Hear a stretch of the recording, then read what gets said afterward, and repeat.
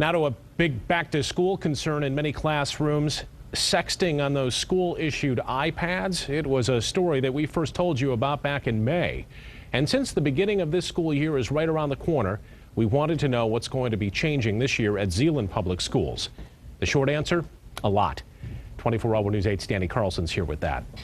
Brian, one of the biggest issues was sexting. Last year, we told you 4 Zeeland High School 14 and 15-year-olds were charged with indecent exposure and got probation for sending naked pictures of themselves on school-issued iPads. But that wasn't the only problem. We heard from parents about the iPads, and the district tells us they're listening and they're learning from mistakes.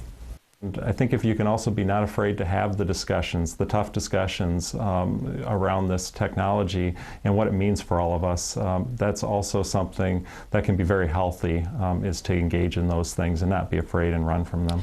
Tough discussions like realizing some things went wrong last year and the district can learn from them. That's been a part of the whole process, is knowing that as you do something new and different, it's going to take many different course corrections along the way. There's no way to doing something new without having course corrections along the way.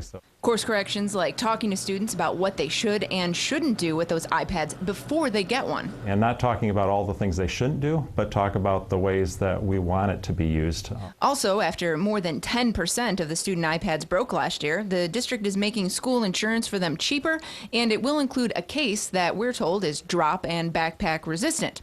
And what about the criticism that the iPads weren't used as much as they should have been in classes? That was another thing that we felt last year we could do better. And so this year what we've done is added a district instructional technology coach. Figuring out how to work with the technology, because officials tell us it has more benefits than downfalls, and it's not going away. We as a district have a mission statement that talks about preparing students for a lifetime of learning.